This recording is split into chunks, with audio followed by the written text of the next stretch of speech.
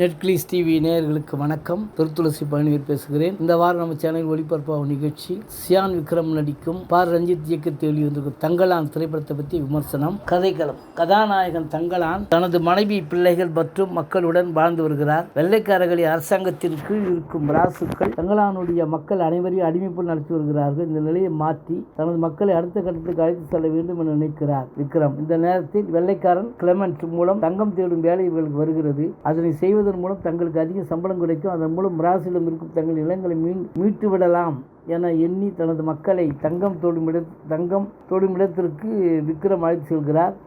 இதன் பின் என்ன நடந்தது, அங்கு அவர் என்னென்ன சவால்களை எல்லாம் சந்தித்தார் என்பதுதான் படத்தின் மீதி கதை. படத்தை பற்றி அலசல். இயக்குனர் ரஞ்சித் உலகத்தரத்தில் தங்கலான் படத்தை எடுத்துள்ளார். நிலம் பற்றிய அரசியல் குறித்து இப்படம் பேசியுள்ளது. அனைத்து காலகட்டத்திலும் பொருத்தமான அரசியலாக இது இருக்கும் என்பது எந்த சந்தேகமும் இல்லை. ஆனால் திரைக்கதை சற்று குழப்பமாக இருக்கிறது. அதை தெளிவாக கூறியிருக்கலாம். இதுவே படத்தின் மிகப்பெரிய மைனஸ் பாயிண்டாக மாறியுள்ளது. அதே போல நடிகர்கள் பேசும் வசனங்கள் பல இடங்களில் புரியவில்லை, எமோஷனலாக கனெக்ட் ஆகவில்லை. விக்ரம், பார்வதி, பசுபதி, மாளவிகா, டேனியல் என அனைவரும் நடிப்பில் 100% கொடுத்துள்ளனர். இதில் குறையே சொல்ல முடியாது. இவருடைய நடிப்பு தான் படத்தின் மிகப்பெரிய பலம். கண்டிப்பாக பல விருதுகள் இவர்கள் காத்திருக்கிறது. இது விக்ரமின் நடிப்பிற்கு ஆஸ்கார் விருது கொடுத்தால் கூட குறைவுதான் என்று சொல்ல வேண்டும். அந்த அளவிற்கு உயிரை கொடுத்து படத்தில் நடித்துள்ளார். ஆக்ஷன் காட்சிகள் வெறித்தனமாக இருக்கிறது. கதாநாயகன் விக்ரமை தாண்டி படத்தில் மற்றொரு ஹீரோ என்றால் அது இசையமைப்பாளர் ஜி வி பிரகாஷ் தான். படத்தில் எங்கெங்கெல்லாம் தொய்வு ஏற்படுகிறதோ அங்கெல்லாம் தனது பின்னணி இசையால் மிரட்டி விட்டார். மேலும் பாடல்களும் பக்கபலமாக இருக்கிறது. ஆடை வடிவமைப்பு, கலை இயக்கம் இரண்டுமே நம்மை தங்கலான் உலகத்தில் கொண்டு செல்கிறது. ஒளிப்பதிவு இயக்கத்திற்கு மிக முக்கிய காரணம்